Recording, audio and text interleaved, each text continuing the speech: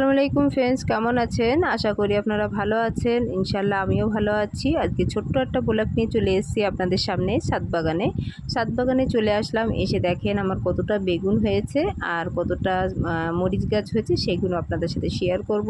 ছোট ছোট মুহূর্তগুলো আপনাদের আশা করি ভালো লাগবে। সাথে থাকবেন, ভিডিওটা স্কিপ করবেন না। আর আজকে ছাদ বাগানে সকালে উঠে চলে আসলাম ঘুম থেকে। কতটা বেগুন হয়েছে, আর 4-5টা না 6টা-7টা করে বেগুন ধরেছে। আর এই দিকে ঝুরি বেগুনও হয়েছে, সেগুলো আমি কিছু হারভেস্ট করে নিতে এখন এসেছি ছাদ বাগানে। প্রচুর ঝালের দাম এখন 20 টাকা 25 টাকা শ। তা ছাদ বাগানে চলে আসলাম সোজা। এসে আমি ঝালগুলো অনেকটাই বড় হয়ে গেছে, তাতে ফুল হয়ে গেছে, পেকে গিয়েছে, সেগুলো অবশ্যই তুলতে হবে। আর কিছু যে ছোট ছোট এইগুলো লেবুগুলো বড় হয়েছে, আর এখন মরিচ অনেকটাই হয়েছে, আমি মনে করছি আজকে তুলে নেই।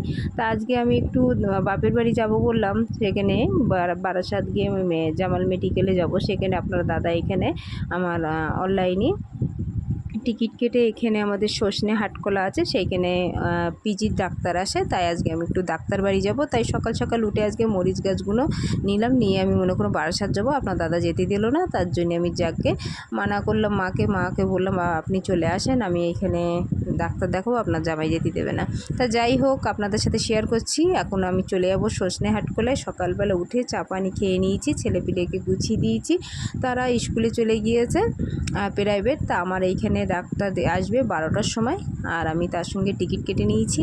ফার্স্ট লাইনে ছিলাম, তার ফার্স্ট সেকেন্ডে উপরে, হ্যাঁ, দুইয়ে আছি, দুইয়ে গেলেই আমার হয়ে যাবে। তাই যাই হোক, সকাল সকাল উঠে আজকে আমি মনে করলাম যে আগে ডাক্তার বাড়ি থেকে এসে কিছু রান্নাবান্না করব। তা আপনার দাদা বললো এখন যে আমি আসছি, তুমি গুছিয়ে নাও। এদিকে আমি মস্ত বড় একটা ইলিশ মাছ নিয়েছি। তো ইলিশ মাছের প্রচুর দাম। তো এখানে আপনার দাদা নিয়েছে ডিমওয়ালা, তা হালকা ডিমওয়ালা, অসুবিধে নেই। তা 1200 টাকা কেজি নিয়েছে, 1400-1500 টাকা হয়। আর এমনি ইলিশ মাছ তা 1400-1500 টাকার দাম, 700-800, তো প্রচুর দাম। তাই সকালবেলা দেখেন আকাশটা মেঘ করে আছে, তার ভিতরে আমি এই মরিচগুলো তুলে নিলাম। তুলে নিয়ে এখন আপনার দাদা চলে আসছে, আর একটা ইলিশ মাছ নিয়েছে, সেটা আপনাদের সাথে পরে শেয়ার করব। এখন এইটা আমি ফ্রিজে রেখে সোজা চলে যাব ডাক্তারবাড়ি গিয়ে। আর এখন এই যে আপনার এই যে পায়রা আছে, তাদেরকেও খেতে দিলাম। নাই আশেপাশে যে পায়রা আছে তারা খেয়ে নেবে, আর যখন উড়ে তাদের বাড়িতে যাবে জ্বালাতন করবে, তাই জন্যই তাদেরকে খেতে দিলাম। আর এই মরিচ দেখেন কতটা হয়েছে, বিশ্বাস করতে পারবে না যে আমি ছাদ বাগানে প্রত্যেক বর্ষায় আমার 500 1 কিলো 1.5 কিলো মতন হয়। তো আমি ভালোভাবে চাষ করলে প্রচুর হয়। কিছু গোলাপ হয়েছে, আর আমি এখন এই মরিচগুলো সব তুলে নিয়েছি। আরও কিছু আমি বীজ বসিয়ে দিয়েছি। আমি বর্ষার আগে, যখন শেষ হয়ে যাবে বর্ষা, তখন জানুয়ারি ফেব্রুয়ারি মাসের ভিতরে অনেকটা ড্রাগন ফল আবার নতুন করে ফুল ধরছে। আবার দুটো এদিকে হয়েছে, দুটো 6টা আছে, এদিকে 10টা হয়ে গিয়েছে। তার জন্যে আমি আবার নতুন করে বসিয়ে আমি আবার এই জানুয়ারি মাসের ভিতরে সমস্ত সব কিছু। লেবু দেখেন, মালটা লেবু কিছু মালটা ছিল 5টা 6টা, সেগুলো পুরো প্রচুর মিষ্টি হয়েছে, ভাবতে পারিনি। তা যাই হোক, এখন চলে গেলাম আপনার দাদা টোটোয় গিয়ে, আমি এখন ডাক্তারবাড়ি চলে যাচ্ছি। তাই এই সজনে হাটখোলা আমি এই প্রথম যাচ্ছি, আর বিয়ে হয়ে মনে হয় 2বার গিয়েছি। এটা আমাদের গোটা হাই স্কুল, সেখানে হাই স্কুলে পরে বাচ্চারা ফুটবল খেলছে, আর এই মনে হয় 2বার মানে এই রাস্তায় যাওয়া হচ্ছে। তা বলছে কলকাতাতে পিজির থেকে ডাক্তার এসছে, খুব ভালো। তা যাই হোক, যেয়ে দেখি আপনার দাদা বলছে আমি তো যদি নিয়ে যাবো, বলতে হ্যাঁ, না নিয়ে গেলে কি তোমাকে বলছি, তা তুমি চলো আর একবার দেখো কিরম দেখে। তা গিয়ে দেখলাম পুরো ফাঁকা শ্মশান জায়গা, মনে হচ্ছে কেউ আশেপাশে একটা লোক দেখা যাচ্ছে না। আপনার দাদা বলতো যে ছোটোবেলায় যখন আমরা ছিলাম 10-12 বছর, আমার শ্বশুরের মাছের ব্যবসা, তখন সজনে হাটখোলায় মাছের দোকান আছে, সেই দোকানে আপনার দাদার যেতে হতো। তখন খুব কষ্টের ভিতরে ওরা থাকতো। তখন ওনার আব্বু পড়াশোনা করতো, তার ভিতরে ওনার আব্বুর সাহায্য করতে হতো, যেতে হতো। তখন এই রাস্তাতে ভাত নিয়ে যেত সাইকেল দিয়ে। তখন এত ভয় লাগতো, বলতো এই রাস্তাতে, আমি বলছি এই রাস্তাতে একটাও লোক নেই। তো বলছে এখন তাও লোক নেই, একটা দুটো দেখা যাচ্ছে। আগে দিনেবেলা, যে দিনের সময় সকাল 10টার সময় যদি এই রাস্তাতে যেতে যেত, তখনও ভয় পেত।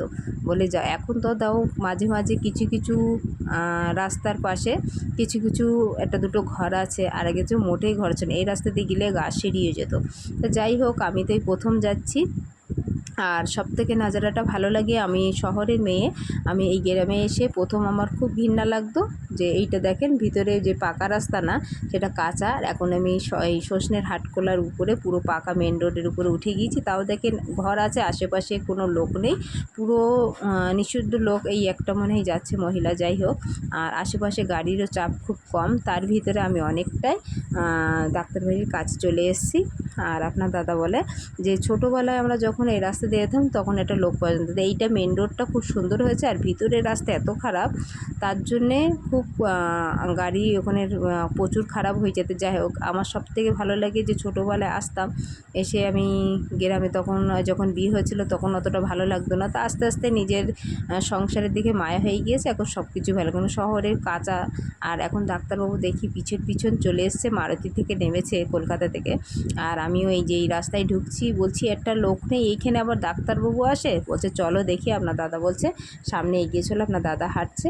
আমি গিয়ে এলাম, গিয়ে দেখি হ্যাঁ 12টার পরের থেকে মনে হয় রুগী বেশি দেখে না, 10-15টা দেখে।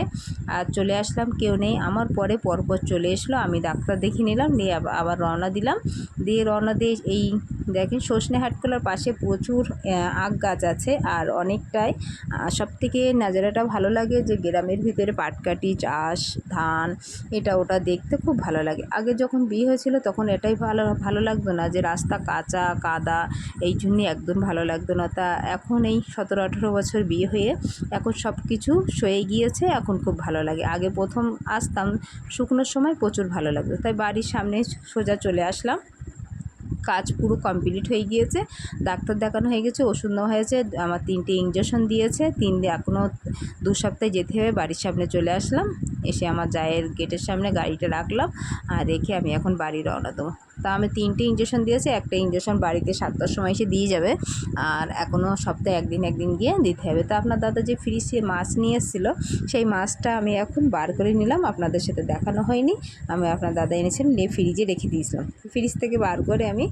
আর এখন প্রচুর বৃষ্টি হচ্ছে, যেতে যেতে বৃষ্টি হলো, আর যাওয়ার আগে বৃষ্টি হলো। তখন এই মাছটা দেখেন, এই মাছটা নিয়েছে 1000 টাকা। তাই মধ্যবিত্ত ঘরের ভিতরে 1000 টাকা মানে প্রচুর দাম। তাহলে এই আগস্ট মাসের ভিতরে মানুষের সুযোগ একটু বছরে একবার হয়, আর গরিবের ভিতরে মানুষের সহজে সবারই খেতে ইচ্ছে হয়। আগেতে এভেলেবল পাওয়া যেত, কেন আমার আব্বু যখন কম দাম ছিল, আমার আব্বু জোড়া জোড়া আমাদেরকে এনে ইলিশ মাছ খাওয়াতো। তা আপনার দাদাকে বলছি আমি ইলিশ মাছ আমার খুব খেতে ইচ্ছা হচ্ছে, তো একটা ইলিশ আমি ঠিক কিনবো। তা আপনার দাদা বলছে কি হঠাৎ মন হলো, যে আপনার দাদা দেখলো বলে একটু কম পেলো বলে 1000 টাকায় 1 কিলো, পুরো 1 কিলো ওয়েট 1000 টাকা নিয়েছে, তাই আপনার দাদা নিয়ে আসলো। তা এখন তো রান্না করবো না, দুপুরবেলা যা চিকেন রান্না করেছি আর একটু ডাল করেছি টমেটো দিয়ে, করে রেখে আমি ডাক্তারবাড়ি চলে গিয়েছিলাম। তা আপনার দাদা বলছিল থাক আজকে করতে হবে না, তবু যদি চেষ্টা করি বিকেলের ভিতরে মাছটা, ফ্রিজটা ঠিক করলাম 12,000 টাকা, একটু অসুবিধা হচ্ছে, তা মাছটা বিকেলবেলা কুটে নেবো। কুটে নেওয়ার পরে এখন ওই ছাগলের জন্য কিছু আমি জামনা ছোটো ছোটো করে কেটে নেবো, কেটে নেওয়ার পরে আর তারপর মাছটা কুটে নেবো। রাত্রিবেলা পরিবেশন করব গরম গরম ভাতের সাথে, একটু হালকা গরম ভাত রান্না করব। আর এদিকে আমি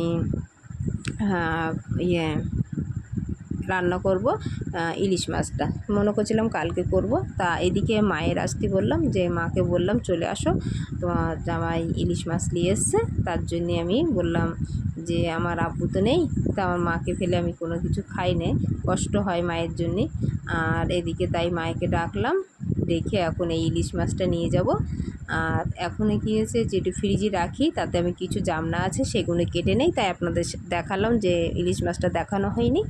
গিয়ে আমি এখন উঠোনে বসে ছোট ছোট করে এখন একটু জামনা দেখেন এই বটি দিয়ে, বটিটা পানি নিয়ে এসেছি।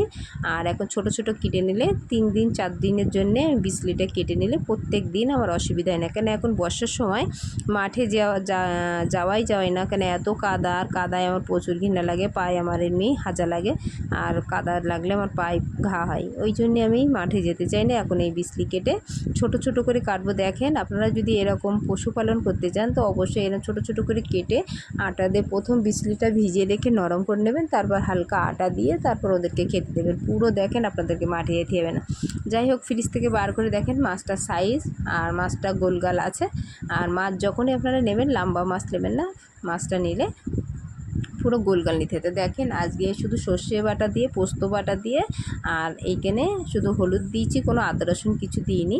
এই পোস্ত বাটা দিয়ে ইলিশ মাছ দারুণ লাগে খেতে। আর এদিকে টমেটো দিয়ে ডাল রান্না করেছি করে।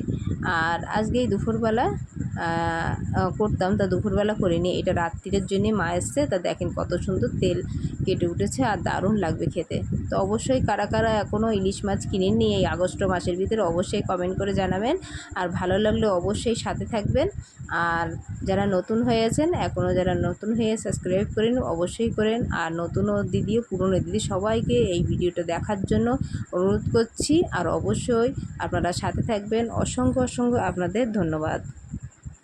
আর যারা এখনও আমার দিদিরা, মায়েরা যে যেখান থেকে দেখছেন তাদেরকে আমার সাথে থাকবেন, ইনশাল্লাহ তাদের জন্য দোয়া করি, আমার জন্যও দোয়া করবেন। ভালো থাকবেন, সুস্থ থাকবেন।